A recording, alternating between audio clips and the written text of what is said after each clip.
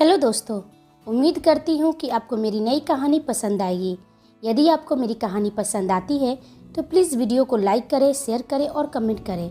और मेरे चैनल पर नए हैं तो चैनल को सब्सक्राइब करना ना भूलें। चलिए हम अपनी कहानी की तरफ बढ़ते हैं।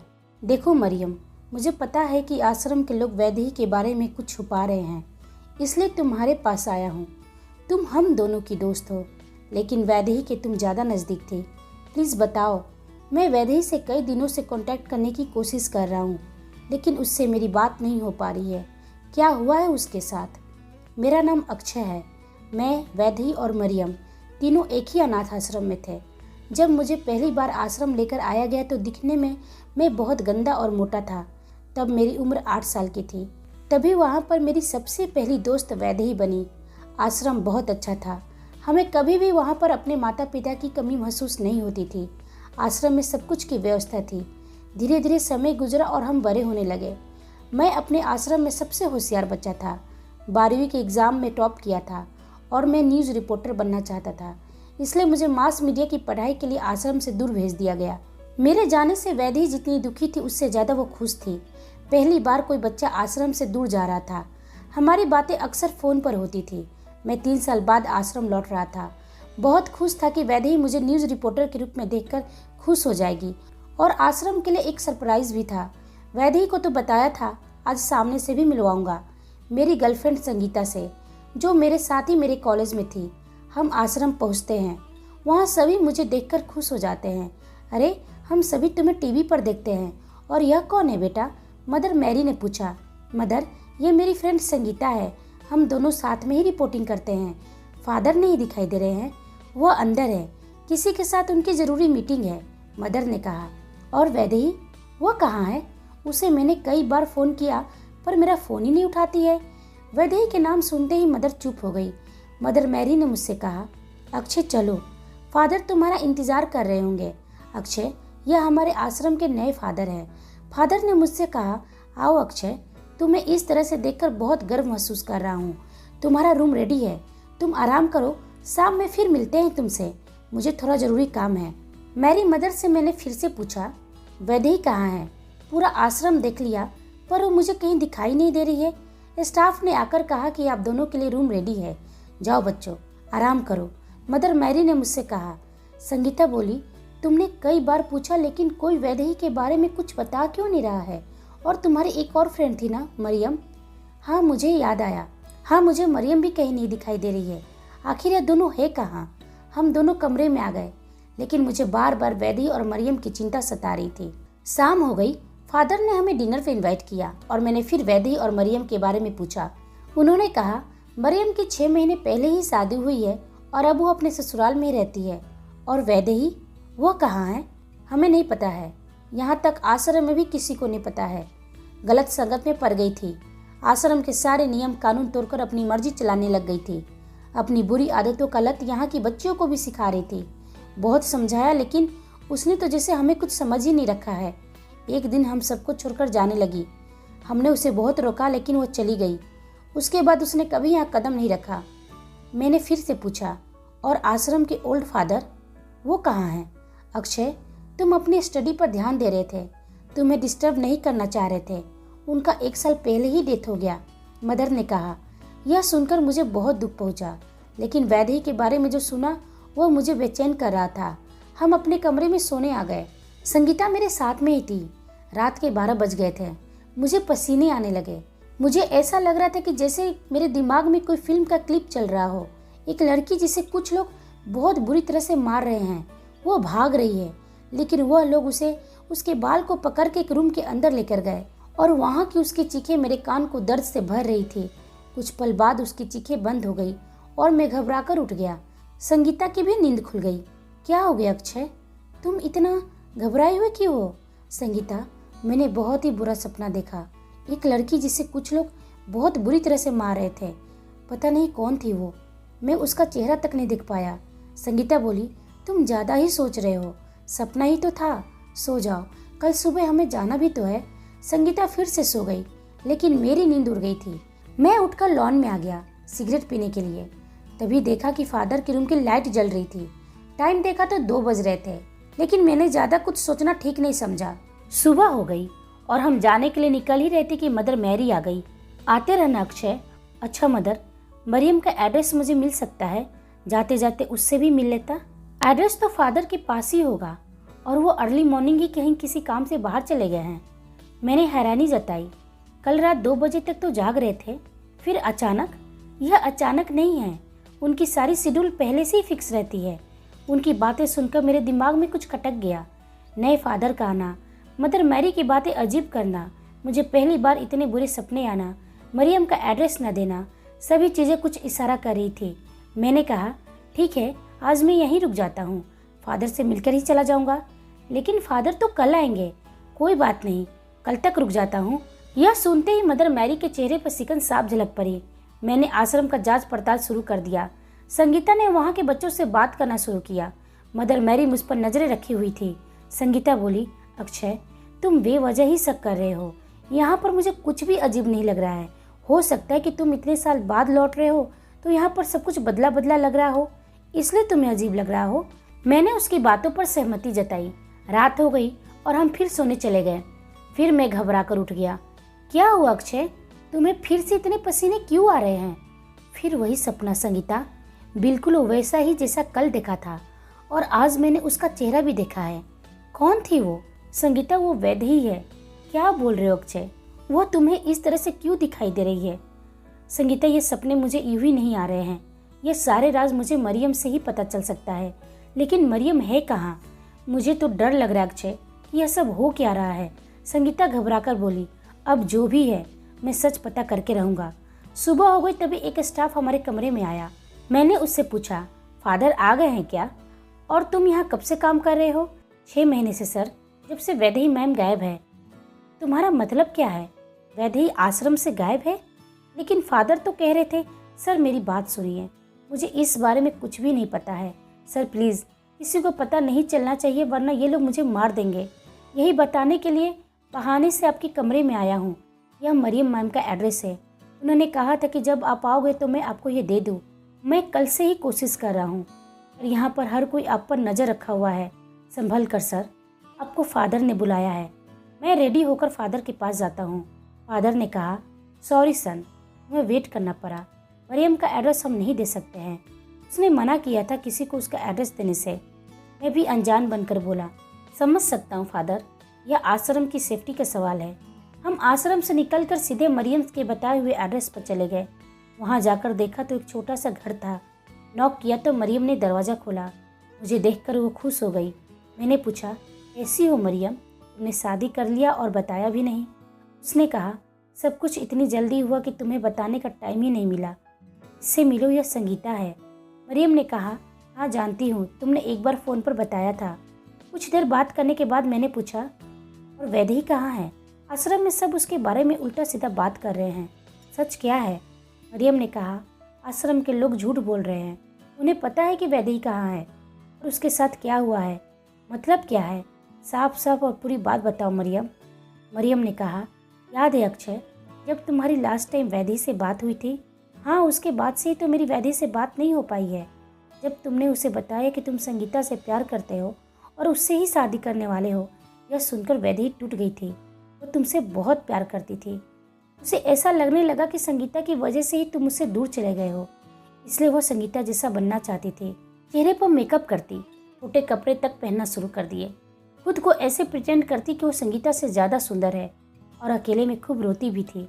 कहती थी कि मुझ में ऐसी क्या कमी है कि अक्षय ने अपने लिए उस संगीता को पसंद कर लिया। जब फादर को ये सारी बातें पता चली तो उन्होंने वैदेही को अपने पास बुलाया। आश्रम में वैदेही यदि किसी को मानती और सुनती थी तो सिर्फ फादर ही थे। उन्होंने कहा, वैदेही माई चाइल्ड, तुमने अपना क्या हाल बना रखा है। इस दुनिया में सबसे खूबसूरत रिश्ता दोस्ती का होता है, जो अक्षय के साथ तुम्हारा है, और दोस्ती में तो प्यार होता ही है। अक्षय को जब पता चलेगा कि उसकी वजह से तुमने अपनी क्या हालत बना रखी है, क्या उसे अच्छा लगेगा? वैदेही फादर की बात समझ गई और उसने अपने मन को शांत किया, लेकिन वो तुमसे कोई बात नहीं करना चाहती थी, यह सोचकर कि कहीं फिर से वो इमोशनल ना हो जाए। कुछ दिन बाद फादर की तबीयत खराब हो गई। उन्हें अस्पताल लेकर गए। वैदेही और मैं भी हॉस्पिटल गए, लेकिन फादर की डेथ हो गई और वजह हार्ट अटैक बताई गई। वैदेही बिल्कुल अकेली पड़ गई थी। उसका इस आश्रम में मन भी नहीं लगता था। इसलिए उसने यहाँ से जाने का फैसला किया और आश्रम में कुछ दिन बाद ही नए फादर आ गए। मरियम ने पूछा, क्या हो गया वैदेही, तुम इतनी उदास हो और इतनी गंभीर रूप से क्या सोच रही हो? वैदेही ने कहा, फादर कितने फिट थे, वो अपना कितना ख्याल रखते थे और हम सबको अपना ख्याल रखने के लिए भी कहा करते थे। मुझे अभी तक विश्वास नहीं हो रहा कि उनकी हार्ट अटैक से डेथ हुई है। जब मैं फादर से मिलने उनके केबिन में गई थी तो मरने से पहले वो मुझसे कुछ कहना चाह रहे थे। अभी वहाँ पर मदर आ गई थी। मरियम ने कहा, तुम कहना क्या चाहती हो? मरियम, मुझे नए फादर से मिलना होगा, उनसे बात करके मुझे कुछ क्लियर हो जाएगा। वैदेही फादर से मिलने उनके रूम पर जाती है। वैदेही ने सोचा, रूम पर फादर तो दिखाई ही नहीं दे रहे हैं, यहीं वेट कर लेती हूँ। वो फादर के रूम को अपनी नज़रें घुमाकर देखने लगती है। तभी उसकी नज़र कुछ मेडिसिन की बोतल्स पर पड़ती है। यह क्या है? यह तो मेडिसिन की कितनी मिनी साइज बोतल्स रखी हुई है। बाप रे, किस टाइप की मेडिसिन है? उसने उसमें से 2 टाइप की मेडिसिन उठाकर अपने बैग में रख लेती है। तुम यहाँ क्या कर रही हो? फादर ने पीछे से पूछा। यह सुनकर वो घबरा गई, लेकिन अगले ही पल खुद को संभाला और कहा, आपसे ही मिलने आई थी फादर। वह मुझे अपनी नई जॉब के लिए आपका अप्रूवल चाहिए था। ऐसा अप्रूवल? और जो भी चाहिए ऑफिस में आकर मिलो, मेरे रूम पर नहीं। अब जाओ यहाँ से। मैंने उससे उस मेडिसिन के बारे में पूछा। यह क्या है वैदेही? वह बोली, मुझे उस नए फादर के रूम से मिला है मरियम। वहाँ इस टाइप की मेडिसिन की कई बॉटल्स थी। मुझे बहुत ही अजीब लगा, इसलिए मैं इसे लेकर यहाँ आ गई। चल मेडिकल स्टोर चलते हैं, वहीं से कुछ पता चलेगा। हम मेडिकल स्टोर पहुँचते हैं। भैया, क्या आप बता सकते हैं कि यह किस टाइप की मेडिसिन है? मैडम, यह पहला मेडिसिन एक प्रकार का ड्रग्स है जो इंडिया में सिर्फ डॉक्टर ही यूज़ कर सकते हैं, और वो भी डिमांड पर। इस ड्रग को यदि किसी भी व्यक्ति में इंजेक्ट किया गया तो 4-5 घंटे के लिए पैरालाइज्ड हो जाता है, और डोज ज़्यादा हुई डेथ भी हो जाती है। और यह दूसरी मेडिसिन भैया, यह आपको कहाँ से मिला? क्यों भैया? क्योंकि यह इंडिया में बैन है। क्या आप सच कह रहे हो? लेकिन क्यों भैया? प्लीज़ मैम, आप खुद ही चेक कर लीजिए, आजकल गूगल पर सब मिल जाएगा। अब जाइए यहाँ से। मरियम ने गूगल पर टाइप किया। कुछ मिला मरियम? तुम मुझे इतनी हैरानी से क्यों देख रही है? वैदेही ने पूछा। वैदेही, यह एक ऐसी ड्रग है जो किसी को दिया जाए तो उसके बॉडी में सेक्स करने की क्षमता कई गुना बढ़ जाती है, और दुख की बात है कि उसे इस बात की पता भी नहीं होगी। वैदेही ने पूछा, क्या ऐसी भी ड्रग होती है क्या? लेकिन सवाल यह उठता है मरियम कि ऐसी दवाइयाँ हमारे आश्रम में कर क्या रही है? हमें सच पता करना होगा मरियम। आश्रम में कुछ तो गलत हो रहा है, और शायद फादर मुझे यही बताना चाह रहे थे। लेकिन मरियम, यह सारी बातें हम दोनों को छोड़कर किसी तीसरे को पता तक नहीं लगनी चाहिए। हमने आश्रम में नए फादर पर नज़र रखना शुरू कर दिया, लेकिन हमें वहाँ सब कुछ नॉर्मल दिखा। लेकिन वैदेही ने ठान लिया था कि वो सच पता करके ही रहेगी, और उसे मौका भी मिल गया। 2 दिन के लिए नए फादर आश्रम से बाहर गए हुए थे, इसलिए वैदेही किसी तरह उनके रूम में दाखिल हो जाती है और सर्च करना शुरू कर देती है। उसके हाथ एक ऐसी फाइल लगी जो आश्रम में चल रहे कांड का भंडा फोड़ सकती थी, इसलिए वो आश्रम के वाइस चांसलर से मिलना चाहती थी। लेकिन इत्तेफाक से वो भी बाहर गए हुए थे। उसने सभी डॉक्यूमेंट्स को एक चिप में सेव कर लिया। मरियम ने कहा, वैदेही, प्लीज़ बंद करिए सब। उसने बोला, क्या बोल रही है मरियम? यहाँ तक आकर तुम मुझे पीछे हटने के लिए कह रही है? हाँ, देखा है खुद को, क्या हालत बना लिया है अपना। और यदि उन्हें भनक भी लग गई तो हमारी जान ले लेंगे, तो ले लेने दो। लेकिन मैं अब पीछे नहीं हटने वाली हूँ। यह आश्रम हमारा घर है, हम सबका परिवार है। फादर ने इस आश्रम को अनाथ बच्चों के लिए खोला था। भूल गई मरियम, फादर ने हम सबको कितना प्यार दिया है। अगर वह नहीं होते तो हम नहीं होते, और ना ये आश्रम होता। लेकिन आज उनके जाने के बाद उनके इस आश्रम में क्या हो रहा है, यह सोचकर भी मेरा दिल सहम जाता है। हमें मालूम भी नहीं है कि यहाँ की लड़कियों के साथ हो क्या रहा है। नेक्स्ट टारगेट हम भी हो सकते हैं, और शायद तुमने नोटिस नहीं किया है, पर मैंने नोटिस किया है। यहाँ से लड़कियाँ गायब हो रही है। यह तुम कैसे कह सकती हो? मरियम ने पूछा। क्योंकि मैंने पुरानी रजिस्टर चेक किया था, जिन लड़कियों का नाम है वो सारी लड़कियाँ गायब हो गई है। फिर हमें मदर मैरी को सब कुछ बताना चाहिए, शायद उन्हें कुछ पता होगा। नहीं मरियम, मैं आश्रम में किसी पर भरोसा नहीं कर सकती हूँ। बस आज की रात कट जाए, उसके बाद कल की सुबह इन सब की आखिरी सुबह होगी। अभी रात के 9 बजे वैदेही को कॉल आता है कि वाइस चांसलर आ गए हैं, यदि तुम्हें मिलना है तो आ जाओ। वैदेही मुझे बिना पूरी बात बताए निकल गई। मुझे नहीं पता था कि कॉल किसका था और वो कहाँ जा रही है। बस उस चांसलर से मिलने जा रही है, यही मुझे मालूम था। उस दिन मैंने वैदेही को आखिरी बार देखी थी। उसके बाद वैदेही कभी आश्रम नहीं लौटी। मैंने पूछा, तो वैदेही को किसी ने ढूंढने की कोशिश नहीं किया और तुमने भी नहीं? मरियम ने कहा, मैं डर गई थी कि किसी को यह पता न चले कि मैं भी वैदेही के साथ में थी, इसलिए मैं चुप रहना ही सही समझी। हम मरियम के घर से निकल गए। मैंने कहा, संगीता, मुझे आश्रम वापस जाना होगा। तुम यहीं कहीं होटल में ठहरो, तुम्हें लेकर मैं कोई रिस्क नहीं ले सकता हूँ। मैं वापस आश्रम चला गया और सभी को बताया कि मुझे कुछ दिन शहर में काम है, इसलिए मैं यहीं रुकूंगा। लेकिन वैदेही का सच जानकर कि वह मुझसे प्यार करती थी, मेरा मन दुख से भर जाता था। रात हो गई, खाना खाकर मैं सोने जाने लगा। मैं वहाँ पहले वाले ही कमरे में रुका था। मुझे मदर मैरी दिखी। उन्होंने पूछा, तुम ठीक हो? किसी बात की तकलीफ तो नहीं है? और हाँ, वैदेही के बारे में कुछ पता चला? मैंने कहा, नहीं, लेकिन वैदेही का कौन सा रूम था, क्या आप बता सकती हैं? बिल्कुल, जिस रूम में तुम ठहरे हो वही रूम तुम वैदेही और मरियम दोनों का था। दोनों के जाने के बाद यह रूम तब से खाली है। मैंने रूम को अच्छी तरीके से देखा और वहाँ मुझे कुछ भी नहीं मिला। खुद से ही कह रहा था, कहाँ हो वैदेही? तुम तक पहुँचने का कोई तो क्लू मिले। हे भगवान, मेरी मदद करो। रात 12 बजे फिर से मुझे सपने आने लगे। मुझे ऐसा लग रहा था कि कोई मुझे कहीं ले जा रहा है। आओ अक्षय, यह मैं कहाँ आ गया हूँ? यह तो किसी का फार्म हाउस है, लेकिन यह जगह कौन सी है? फार्म हाउस के सामने एक फाउंटेन है। मैं उससे कह रहा था, वैदेही रुको, कहाँ जा रही हो? मैं अक्षय हूँ। मैं नींद में ही बड़बड़ा रहा था। अचानक से मेरी नींद टूट गई। मैंने खुद से बोला, इस फार्म हाउस के बारे में मुझे सारा सच पता करना होगा। मेरा एक फ्रेंड वहीं पर पुलिस इंस्पेक्टर था, जो संगीता का भाई भी था। मैंने उसे कॉल किया, विनय, मैं तुम्हें एक लोकेशन भेज रहा हूँ। मुझे उस लोकेशन के आसपास कितने फार्म हाउस है उस बारे में जानकारी चाहिए। विनय ने कहा, मैं तुम्हें 1 घंटे में सब कुछ बताता हूँ। 1 घंटे बाद विनय का कॉल आता है, अक्षय, तुमने जो लोकेशन मुझे सेंड किया, उस लोकेशन पर 3 फार्म हाउस है। एक फार्म हाउस बंद है। मैं उस लोकेशन पर पहुँच रहा हूँ, तुम भी वहीं पर पहुँचो। मैं वहाँ पर पहुँचता हूँ और उस फार्म हाउस को देखकर दंग रह जाता हूँ। विनय, यह तो वही फार्म हाउस है जो मुझे मेरे सपने में दिखा था। अभी संगीता भी आ जाती है। विनय, यह फार्म हाउस है किसका? विनय ने कहा, कोई अमेरिका वेस्ट कपल का है, लेकिन वह यह फार्म हाउस रेंट पर भी देते हैं। हमें सर्च का परमिशन मिल गया है। हम सब ने सर्च करना शुरू किया, लेकिन वहाँ कुछ भी नहीं मिला। हम हताश होकर जाने लगे, लेकिन मेरा मन और दिमाग बार बार कह रहा था कि सबूत यही मिलेगा। मैंने फाउंटेन को बहुत गौर से देखा। रुको विनय, इस फाउंटेन को देखो और फार्म हाउस को देखो। ऐसा लग रहा है कि जैसे फाउंटेन हाल फिलहाल का बनाया हुआ है। ज़्यादा समय नहीं हो रहा है। फाउंटेन की खुदाई शुरू हुई। हम सब देखकर दंग रह गए। यहाँ तो किसी का बॉडी का कंकाल है। मेरा मन दुख से भर गया कि जो मैं सोच रहा हूँ वो सच ना हो जाए। आंखें भर आई। पुलिस ने कंकाल को बाहर निकाला। उसके हाथ में एक ब्रेसलेट थी। ब्रेसलेट को देखकर मैं पहचान गया। संभालो अक्षय खुद को, संगीता ने कहा। अक्षय रोते हुए बोला, यह वैदेही है। उसे मैंने ही यह ब्रेसलेट गिफ्ट किया था। विनय ने कहा, अक्षय, इस ब्रेसलेट में कुछ है। यह तो चिप है।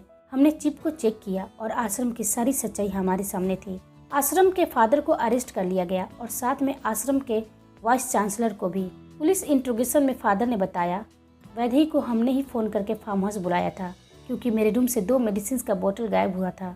तभी वैदेही मेरी नज़र में आ गई थी। हम आश्रम की लड़कियों को विदेश एक्सपोर्ट करते थे और जो लड़कियां 15 साल से कम होती थी, हम उन्हें ऐसे ड्रग्स देते थे कि जिससे उनके शरीर का सेक्स हार्मोन्स हाईली एक्टिव हो जाता था। फिर हम जो भी कहते वो वही करती थी।